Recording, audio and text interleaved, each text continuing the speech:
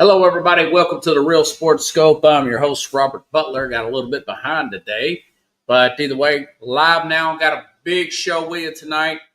Big game coming up Saturday. Going to talk about it a little bit today. There's some storylines about Fernando Mendoza, what this could mean for the NFL draft, what this could mean legendary-wise for the Ohio State defense, because they do look historically good. Something's got to give there. Plus, that Lane Kiffin story. The college stories seem to outweigh the NFL stories this particular week. Going to talk about Lane Kiffin. Is it a bad idea for him going to LSU? I can give you a reason why it should not really work out. I don't think it will, but we'll see. Okay, I'm going to talk about that, and of course, NFL Power 5. A little bit on the Steelers. Mike Tomlin. Ben Roethlisberger says maybe he should just take the Penn State job. Stand by for that and more. Let me take our first and only break. Get situated here. I'll be back momentarily, and I'll hit the ground running here on the Real Sports Scope. Hello, Sports Scope followers. The program has seen tremendous growth since going 5 days a week. I just wanted to thank everybody for your cash contributions and sharing the program with friends and families. Just a reminder, if you want to contribute to the program, go to the Cash App, the cash sign, and Sports Scope. There are other ways to contribute to the program listed at the bottom of the screen. If you want to advertise on the program, go to sports, that is sports with an S, another S, scope, SKOPE, at gmail.com, just like it's listed at the bottom of the screen. Thank you and enjoy the program. Alrighty then, folks. Sorry, I'm trying to get my screen adjusted here and I can't quite get it out. All right, now I'm back here live. Like I said, I'm gonna do it a little bit unorthodox today. Just got a feeling this Lane Kiffin leaving for LSU and saying that on his way out at Ole Miss that people try to run him off the road on the way to the airport, and I'll play you that bite. And just everything related to that. That just seems like a huge story. It's fascinating. Normally, I would start off with an NFL story, but this has just gotten my ear as soon as this happened, folks, on, what was it, Sunday afternoon when all this came down. There were talks about maybe him taking that Giants job. You know what it is. Well, if you don't, I'm telling you now, there was a lot of speculation also about him. And I said this, I thought maybe the Florida job, right? Well, anyways, apparently he didn't get along with the AD there, and the AD didn't trust him. So the Florida job was passed up. But here, let me get to my notes. As always, I get a little bit excited and get off my notes. So let me go back to the notes. All right. So Lane Kiffin accepts LSU job over Ole Miss. My biggest question was how much NIL budget was. This is what Kiffin says. How much NIL budget was the difference for Kiffin to bring in Ole Miss? Okay. So I went down and took a few screenshots here, and this is from this Google AI. So what they will do is they will cite about, and this is what I do like about AI. They will cite multiple sources here. You know, they'll cite like an ESPN, Forbes magazine per se, and whatnot. Who was it? Who was the other one? I want to say Yahoo. All right. But this is what it says. Ole Miss reportedly offered to match LSU's NIL money. Okay. This is from multiple sources here, multiple sites here. Ole Miss reportedly offered to match LSU's NIL money, but exact details and whether the total package was enough to keep Lane Kiffin are unclear, while Ole Miss offered a substantial revenue sharing and NIL package. LSU ultimately provided more comprehensive and lucrative deal that included a larger annual salary bonus and other incentives such as significant NIL budgets for players. Kiffin left for LSU, reported 7-year, $91 million, making the highest paid coaches in college football. Ole Miss's offer assured Kiffin could match LSU's revenue sharing at least under existing NCAA rules. So, what are you doing? And listen, I know that's a mouthful, but I mean, my thing is, if this is true, and according to Forbes, ESPN, yeah, I mean, like Saban said, Nick Saban said this over the weekend on, I think it was on game day or whatever, that, simply Kiffin could recruit better at LSU and use the transfer portal to fill in holes there and not depend on that for the majority of the talent, of the top end talent, aka that, of the transfer portal. Okay. If these reports are true, money is similar. Kiffin wants an easier route. Here's my thing, folks. All right. Lane Kiffin beat Georgia last year. We know that. One of the best teams in the country. Lane Kiffin, 11-1 with Ole Miss. They had Georgia beat this year. I remember putting this on the X out. 5 straight possessions. This gets Georgia's defense. 5 straight possessions, touchdowns out of the quarterback there. And I thought they were going to beat Georgia at Georgia this year and be 12-0. But my thing is, everybody talks about LSU this, LSU that. Yeah, 3 coaches since the start of the century have won a national championship. Back in 2003, you had obviously Nick Saban, then followed by Les Miles, Ed Orgeron. Okay, so I did a little bit of research here, and I noticed, they became a powerhouse after Nick Saban started building them up in the late 90s, in the early 2000s, after Nick Saban left Michigan State, win the SEC championship there, 2001, beating the Vols, big Vols guy here, beating the Vols in that championship game. 2 years later, winning the national championship, ultimately taking the Miami job with the Dolphins in the NFL. We know we came back and did that. And, of course, Les Miles took over, won him a championship. And a few years later, some years later, we know what happened with Ed Orgeron. Okay, so you're saying, why are you saying this stuff, Robert? Well, just a little bit of research. When was LSU? What was LSU before Nick Saban got there? Because I go back 30 years of watching this stuff, over 30 years. And I'm like, I don't remember LSU being in Tennessee or Florida's way or Alabama's way in the 90s. So when is the last time LSU won a national championship before Nick Saban did in 2003? Well, here's a list here. You can easy Google search here. LSU has won their last national championship before that was 1958. Okay? And then you look at Ole Miss, for example. Ole Miss was a better Ole Miss won a national championship in 59. The very next year, then they won again in 60, and then in 62. So my point is, why couldn't I don't know if he even thought about this. If he had talked to me, I'd have told him, hey, listen, once you look at it this way, Ole Miss won before Nick Saban, they had won a national championship after LSU has, So why can't you be the next Nick Saban there? So if he stays, and I think he could, judging by the way they played, judging by what they did, what Tennessee could not do is get pressure on. I compare them to Georgia, probably the class of the conference. If you beat Georgia, you can play with Ohio State. You can play with Michigan. You can play with anybody, including Ohio. I mean that.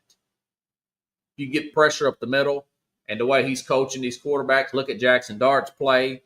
Looks like a hit in the NFL. I think what was the guy's name? Walter Mullen, the defensive tackle, first round pick there.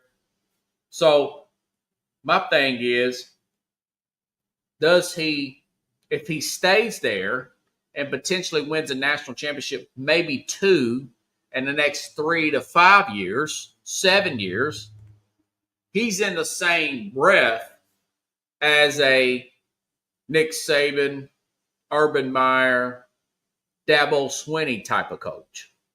All right.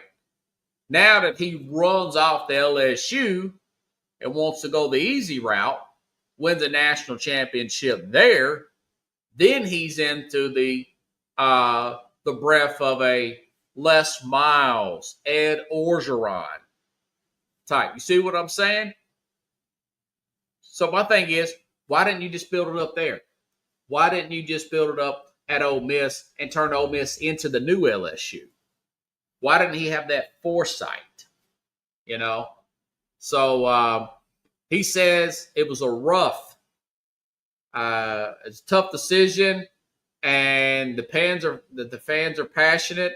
And let's see how they took it here. I found some video here off of TikTok here. Listen up.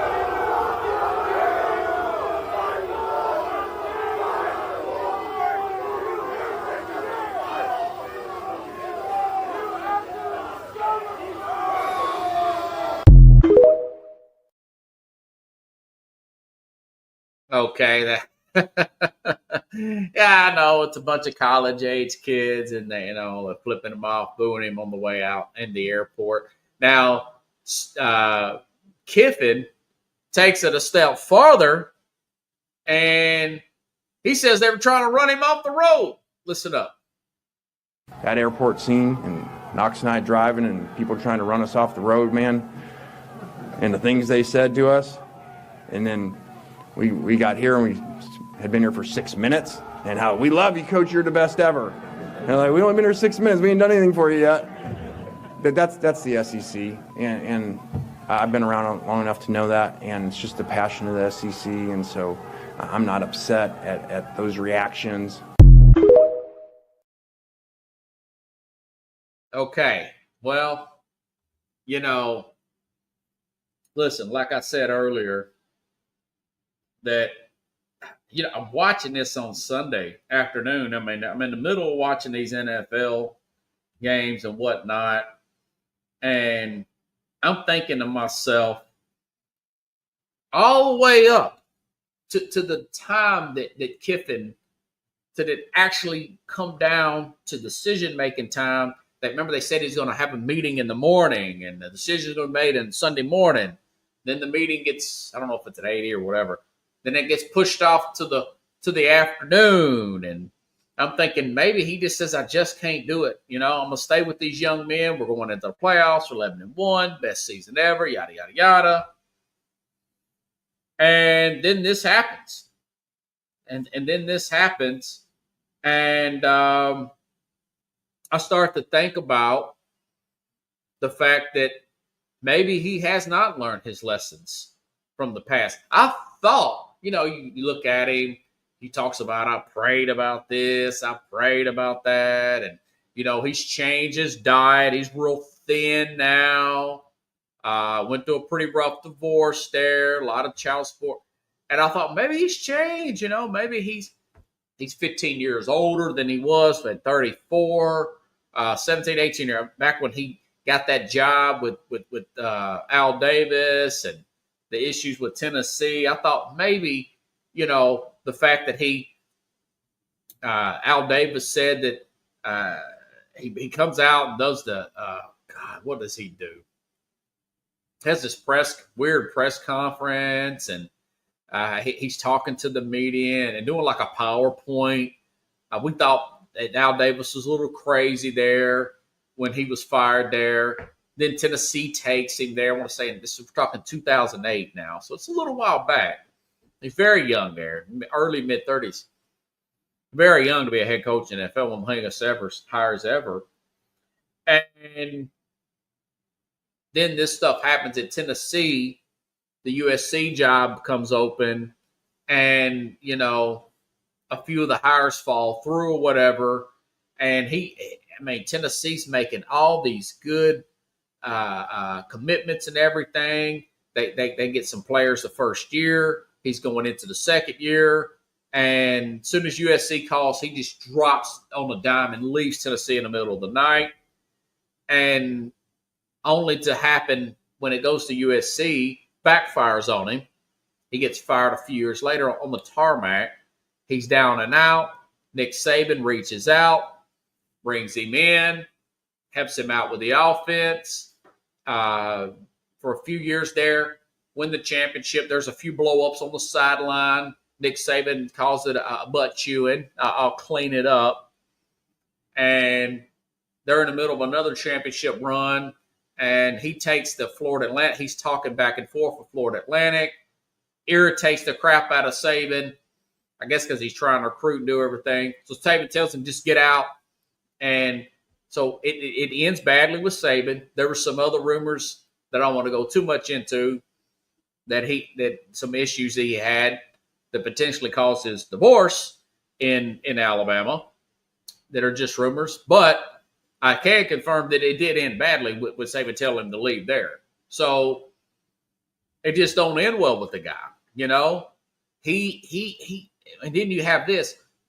He reminds me of a more talented, slightly younger at this point, Bobby Petrino, who, when he was coaching at Louisville, was sneaking around talking to Auburn and other schools here to move up then. And then we know about the stuff at Arkansas with hiring the woman there, the motorcycle wreck. So he's a great coach. He's a very, very good coach. Not great coach. He won a championship yet. But he's a skeevy person. You think maybe he's grown out of that and all that. And I say all that after this, and I'm telling you, this feels like bad karma. You know, I'll tell you right now, I don't think he's going to win a national championship at LSU. I think in 3 years they're going to fire him. I just don't. And if I'm wrong, I'll say I'm wrong. I'll admit I'm wrong. Been wrong a lot of big things. Wrong about the Deshaun Watson trade with the Cleveland Browns on the Cleveland standpoint. I just think that you saw what happened when LSU hired Brian Kelly away from Notre Dame, and it looked like that LSU is going to go off and win national championships, and Notre Dame was going to fall in to an unknown, you know, like they have before in the past. But you look at what happened there. Brian Kelly gets fired, and Marcus Freeman left to take over, and Notre Dame goes to the national championship game, and now he's in the playoffs again, you know, just a few short years later. So this feels like bad karma. This does not feel like he's going to win there. Now, maybe he does, and maybe his philosophy is he's going to win multiple national championships, and he's going to be seen as a Dabo Swinney, an Urban Meyer type, which, in a sense, if he does, you can really compare him to Urban Meyer because it didn't end well with the off-the-field stuff at Florida. It didn't really end well there at Florida. You know, he had a lot of bad off-the-field issues there with the players, per se. And then, of course, at Ohio State, had to retire a little bit premature there because of him trying to hide some stuff with some domestic issues with one of his assistants or whatever there at Ohio State. And then we know it was a total disaster with Urban Meyer, with the Jacksonville Jaguars, with the team, and of course, not flying back with the team, and the stuff with the woman and the bar and the pictures and all that, and one and done, fired at the one and done. Very, very much a disaster there for Urban Meyer. So maybe he is compared to if he goes on to win. Now, he cannot be compared to Urban Meyer if he don't win national championships. But this thing feels like bad karma, and I just get a sense that it's just not going to work out for him. They're going to have to buy another coach out. they're going to have to just go out. And like I said earlier at the beginning, just find a young, hungry coach, a younger, hungrier coach there. Maybe like a Summerall, who's the coach now at Florida, from Tulane, somebody from one of these smaller schools, since you've already got the reputation of being a national powerhouse. So we'll see how this thing plays out. I don't think it will play out well for Lane Kiffin. I thought this was a fascinating story. I just could not hold myself not to open up with it. I know there's a lot of NFL news out there, but sorry, it was just really irking me to talk about that Lane Kiffin story there because he was being talked about for the Giants job, perhaps, because he coached Jackson Dart with the New York Giants. Okay. Where should I go now? Dun, dun, dun, dun, dun. I tell you what, I'll go to my NFL story. I'm not going to get to everything today. Got in a little bit later. But tomorrow, the games we didn't cover, we'll cover in a recap tomorrow. It's a lot to cover. Covering a recap tomorrow with the Mad New Yorker. And, of course, we'll pick this week's biggest games. And, man, we got some whoppers coming up on Saturday and Sunday, okay? But there was an interesting story I read today. Ben Roethlisberger said on his podcast recently, Mike Tomlin would be a good fit at Penn State. That's the other big job that's left open. We got Summerall going to Florida. We got Lane Kiffin going to LSU. I think they're going to, I want to say LSU's, or Ole Miss is keeping the defensive coordinator there. And, of course, Charlie Weiss Jr. is going to come back and coach there. That'd be interesting if Ole Miss can just keep him there, by the way. The son of Charlie Weiss, keep him there at Ole Miss. So there's all kinds of storylines there. So Ben Roethlisberger, in light of course, after the beatdown that the Bills, with two right and left tackles out against that highly compensated, desperate Pittsburgh defense at home, beat them like a drum. Roethlisberger says, hey, maybe Tomlin should just take the Penn State job. You know? And listen, like I said, with the Bills having one of the worst run defenses, bottom third of the league in the NFL, and you get a guy like I can't even remember the running back's name. I ended up taking him on fantasy. The running back there for Buffalo with two tackles out. These are, especially their left tackle.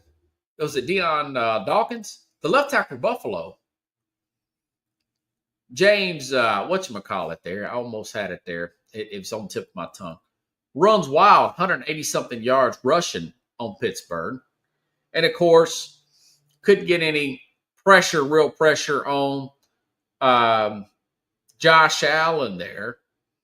And they lose again. So this team, and he's saying this because he's saying what everybody else is thinking, or people like me have been saying here for the past 2 years, is that he's done just enough not to get fired, Tomlin.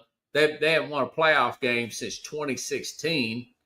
And you're looking back at the fact that this team is high speed, like I said, most money spent on defense. Brought in Rodgers, made that big move and got DK Metcalf, moved George Pickens, and he's balling with the Cowboys here.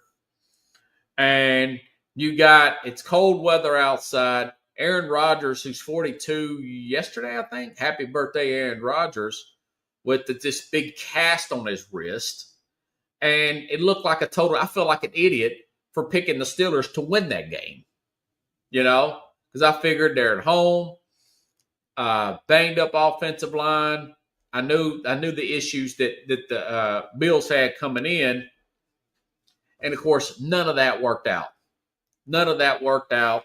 And, of course, yesterday, today's Wednesday, yesterday, they cut one of their big free agent acquisitions, Darius Slay, and now he's signed with the Buffalo Bills. So, Roethlisberger is saying the inedible. It's gotten stale there. He should move on from Pittsburgh, and really Pittsburgh should move on from Tomlin, okay? And you look at the team, guys like T.J. Watt, love Cameron Hayward, love T.J. Watt, 32-year-old T.J. Watt, who's very frustrated with what they gave him a lot of money in the offseason, like that's going to solve a bunch of problems. And, love Cameron Hayward, a big watcher of Sports Scope, but he's 35, and then Watts post 30. And I mentioned Slay's about 34. He's already been cut. Jalen Ramsey's in his 30s. He's fighting and players spitting on him and stuff. And who was it? Jamar Chase was suspended for spitting on him. So it's just one big disaster. I said they go about 11-6 and they would fade in the playoffs. I don't even know if they're going to go 11-6. They got to play at the Ravens this weekend. The Ravens ain't that great. But he's got 2 years, 2 more seasons left on this contract. What he should do is, air quote, possibly look at that Penn State job.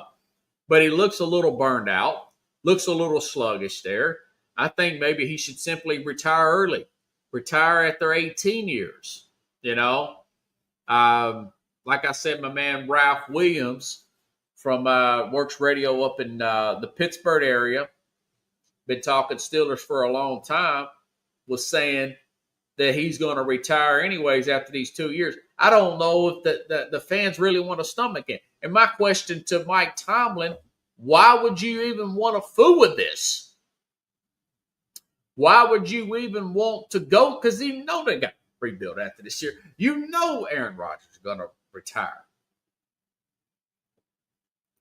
He's going to retire. Guys like T.J. Watt want to get out of there. I mean, what are you going to do? You got all these older players. This team needs a total rebuild. They can't run the football. They got some pieces on the offensive line. They got a right tackle I like. The left tackle was hurt. I think I'll hire Arthur Smith, the offensive coordinator, who's not any good as an offensive coordinator. It's one of the best jobs in football because it's one of the most stable organizations ever. 3 coaches since 1969. But why don't he retire after this year, be an analyst, and maybe come back when this, contract's over, when this contract expires, because they'll still have his rights, or they can grant him, their blessing, and he take a college job. Of course, if he retires for just 1 year and takes an NFL job, they still have his rights. Somebody would have to trade for him. Or the Steelers could simply just let him out. I don't know. 2 years, not a long time. He's not an old guy, per se. I think he's like 60 or so. He's not very old. He's not Bill Belichick old. He's not Pete Carroll old. But that team's been stale for a while now. They were put together for one last run. He's going to retire anyways. It's not worked out. It's not going to work out. I think he should this year. And you got former Steeler greats saying maybe just take the Penn State job. Go out with a little dignity. I don't know if he wants to do that, but it's interesting to see how it would look at.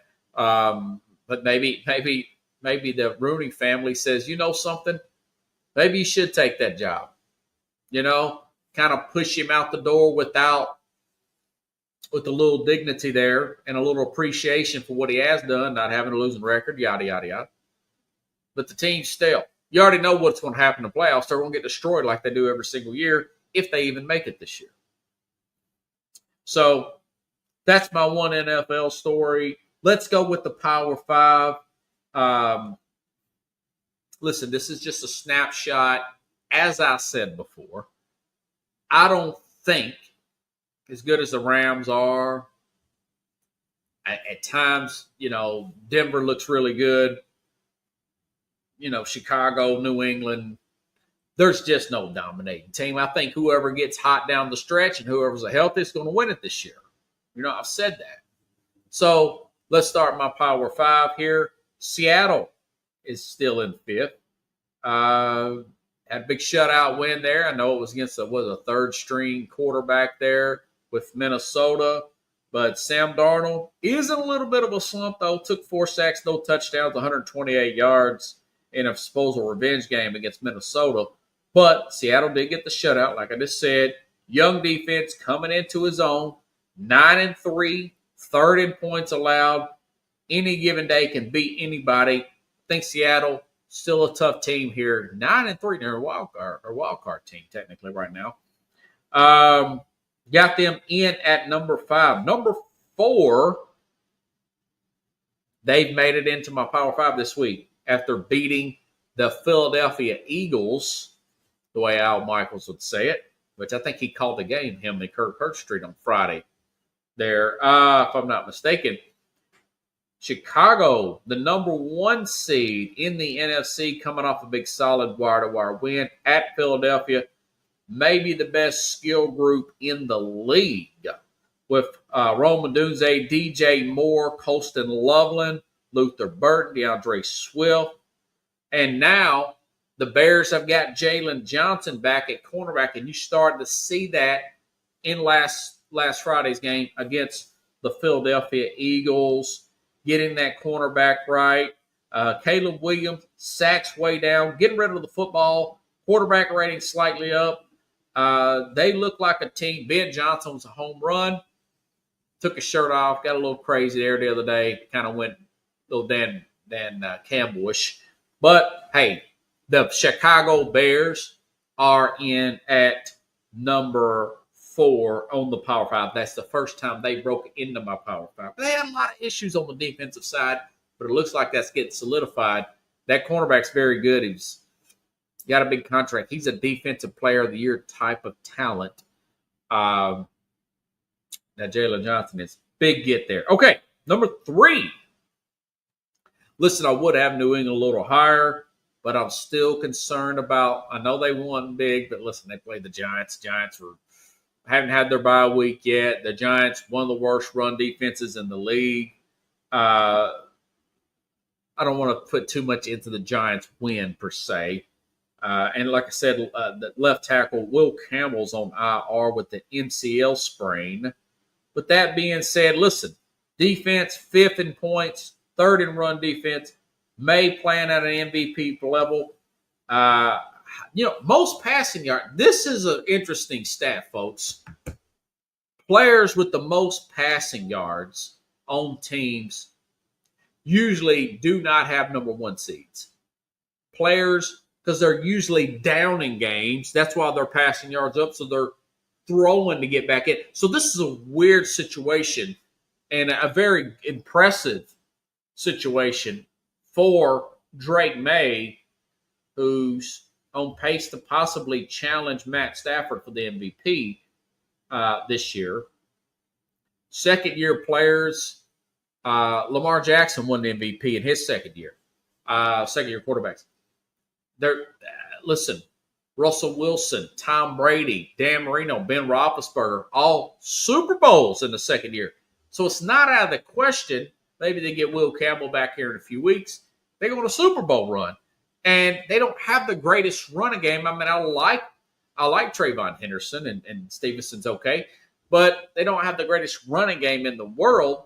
But they lead the league in passing, and they got the 1 seed there. Very impressive there.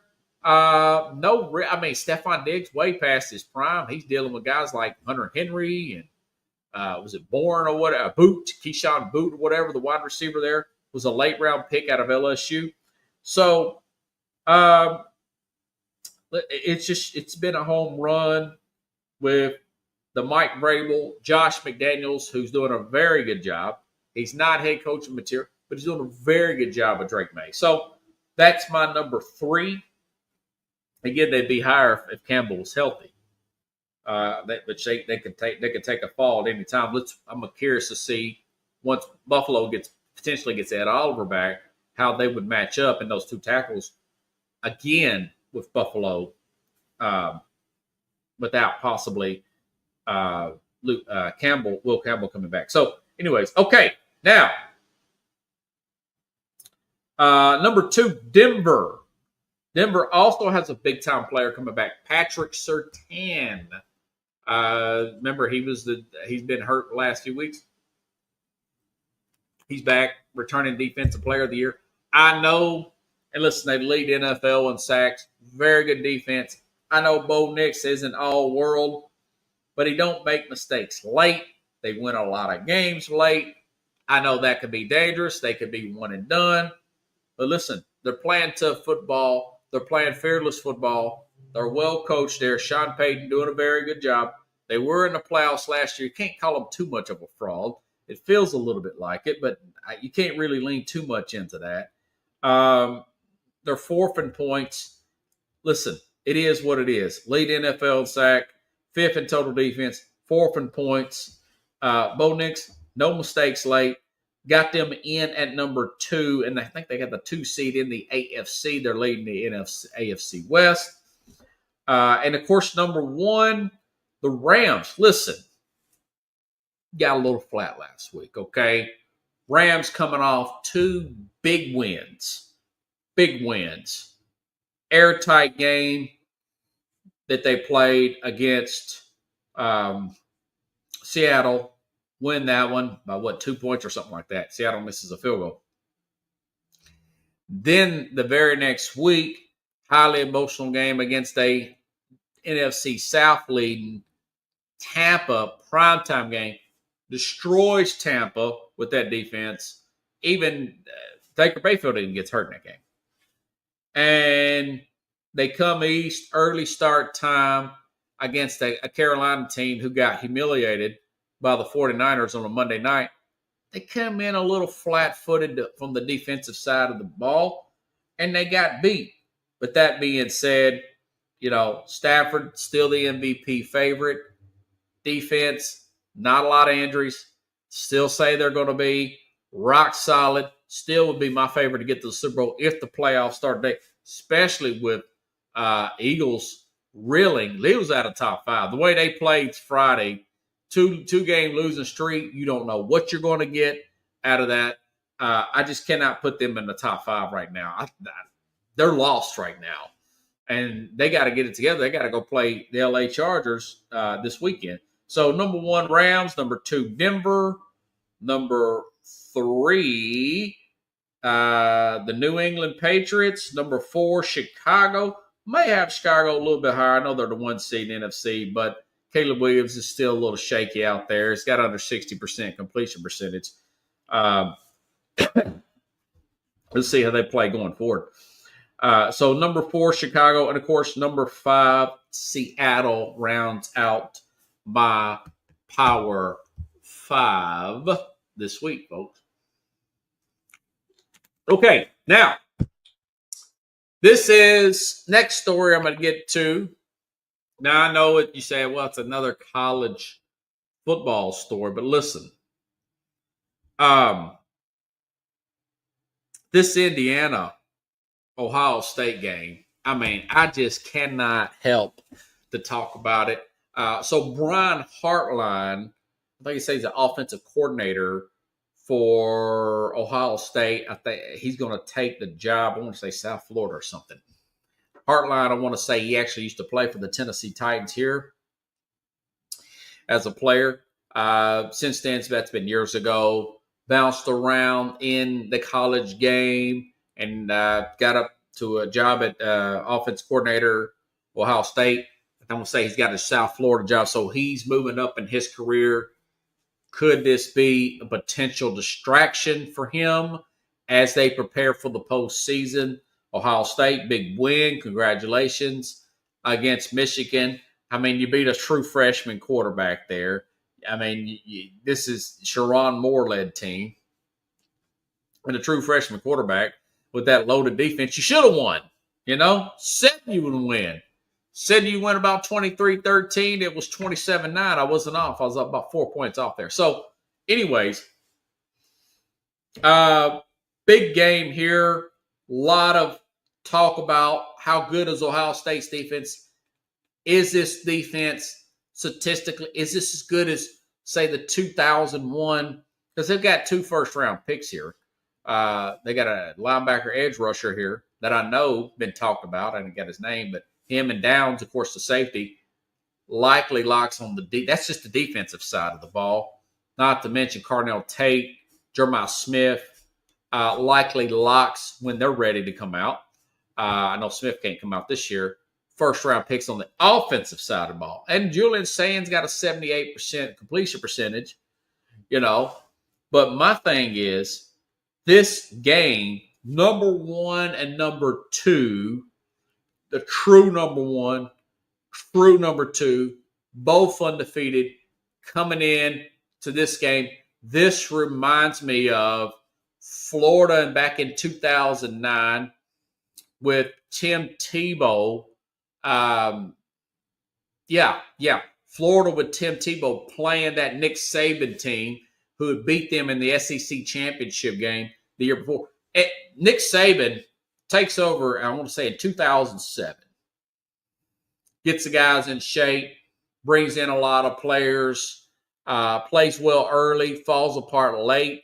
2008, goes undefeated regular season, comes up short against Florida in the SEC championship game. 2009, comes back strong again, beats Florida. That was a really hype coming in that game. I remember getting the pizza and everything with my dad and everything. That was a big game. Beats Florida again. Tebow's crying and everything. And I think that was the game where Urban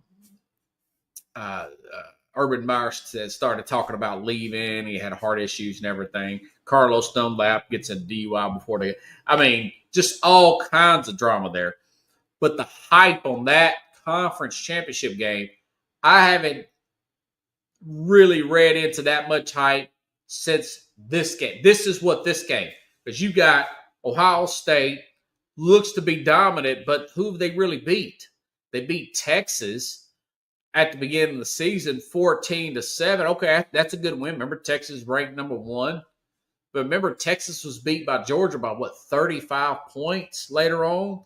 They were beat by lowly Florida. They got a big win at A&M, but how good really was Texas? And they also beat Illinois, but this Indiana team beat Illinois like 63-10. It was a ridiculous score, but Illinois is ranked pretty high. So, and then, like I said, they beat a true freshman quarterback that led Michigan. Who'd Michigan beat? Nebraska? They got beat by the USC by 17 points. And USC's been ran by Notre Dame. And then Oregon beat the crap out of USC. But then you look at Indiana's schedule. Indiana goes up to beat Oregon by 10 points in Eugene, Oregon. And they beat Illinois. Like I said, they stomped the crap out of Illinois. And in between that, they beat this Iowa team that's pretty decent, in a sandwich game. Now, you could say, well, they struggled against Penn State. Yeah, they did. I think that Penn State game was at the end of the season, the last 3 weeks. And you just think that they're kind of coasting. They had Maryland. I'm talking about Indiana now. So I say all that because on Monday, Indiana's 6-point underdogs to Ohio State in this Big Ten championship game. Okay. Now it's like, depending on what book you look at, whether you're looking at ESPN, what they put, I think, which is DraftKings, they don't have their own bet thing now. Or you look at a FanDuel per se, that point spread is down to 4 or 4.5, depending on what book you look at, So I say that this is a big game for NFL scouts looking at Fernando Mendoza, which the Athletic right now, and there's other mock drafts, by the way, including the Field Yates and the Mel Kiper. The last I heard with them, Fernando Mendoza, number 1 mock draft pick right now, pending who gets him, whether it's Tennessee, who get that pick, per se, Tennessee, the Saints, whoever, right? And you got him sitting there with 32 touchdowns, 5 interceptions. Not a lock for a Heisman, and hadn't had that big moment yet. Although he destroyed Purdue, but they're Purdue. Then you got Julian Sayin on the other hand here, 78% completion percentage, similar numbers, but he's throwing, like I said, two lock first-round picks, wide receivers, Carnell Tate and Jeremiah Smith. Okay. So Titans fans are going to be watching this game in anticipation because you like the Tennessee Titans up here with that number 1 overall pick. And you got to be looking at a guy like Mendoza and you think to yourself, is this guy with these numbers, if he tears it up, what if they win close? What if they win? And he has a good game. He don't have a great. What if they win and he's 20 of 25, 2 touchdowns, no interceptions, and it's 27-24? What if that happens? And you look at a guy like Cam Ward who's got under a 59%. Do you keep him? You know? So that's a good problem for a Tennessee, possible Giants or whoever gets that pick, to have right now. So scouts, a lot of scouts are watching this game because of the hype on the Ohio State defense, because how good he's played, but also how good they've played defensively, in this particular game coming up this weekend. But like I said, I mean, if you want to keep Ward, maybe the Tennessee Titans could get some, they could get some draft capital for Ward if they traded Ward. If they wanted to keep Ward, which I think they probably do at this point, but you got to do your homework and work the guy out. All this comes up on this week. You say, well, it's already been set. Well, but this is that top-notch defense right here. And the owners are watching this game coming up Saturday night. Scouts are watching this game. General managers watch this game. Fan base is going to be calling in radio stations, going on shows like mine, podcasts, NFL shows, college shows, you name it. A lot of pressure is going to be on him coming in, particularly Fernando Mendoza coming up in this particular game, because if you're a Tennessee right now and you look at a team like the Raiders, who are probably going to be drafting behind you, possibly, or the Jets with all those picks I talked about, through the Quentin Williams and the Sauce Gardner trade. And the Jets, congratulations, won last weekend. They beat Atlanta. I mean, how much would they give up for to move up to 1 to get a guy like a Mendoza, who's got about 19 starts under his belt, plus would be prime ready, 22 years old, to make that jump. Now, if he lays an egg, then doubt starts to come in about looking at other quarterbacks. But right now, he has that hype of the number 1 prospect in America right now. And his stock did go up a few weeks ago when they came back late. That last-minute drive looked like an NFL drive in the Penn State game. Per se. So that is just so many storylines in one particular game and a lot of pressure there. Now, if I'm Kirk Cignetti, that's the Indiana head coach, I'm going to go up to Mendoza, and I'm telling him, listen, Not to be cliche, son, one throw at a time. One throw at a time. Okay? One play at a time. Let's not worry about too much this outside noise. It's very noisy outside. That's a good thing. We've earned it. But also, I'm telling him, if you throw an interception in this game, listen, very good defense, very talented, fast, one of the best safeties in the country, one of the best pass rushers, linebackers in the country. And if he throws an interception in this game, the next time we get the ball back, so he won't be rattled, I'm calling a pass play the very next possession just to say, I still got confidence in this guy. That's what I'm telling him. You know, I'm calling that. I'm telling the offense, I don't know if he calls the plays or not. I don't think he does, but I'm telling the offensive coordinator, if the coordinator calls the plays, go ahead and throw it again. Go ahead and throw it again. Because this is a very good team. I'm leaning actually picking Indiana, you know. Because remember last year, as good as Ohio State was, they lost in Eugene, Oregon just a year ago. And I know that's different players and everything. So I don't see, and I could be 100% wrong. I'll give a prediction with the Mad New Yorker tomorrow on this game. But I'll say this, that I just don't see a big blowout here, you know? And again, if it is, where do you put Ohio State? I mean, of course, they got to play the playoff and stuff, but the hype on how good Ohio State really is, that hype bubble and that NFL stock with those players are going to go up as well coming in to this game Saturday. I thought it was fascinating, you know, totally fascinating game.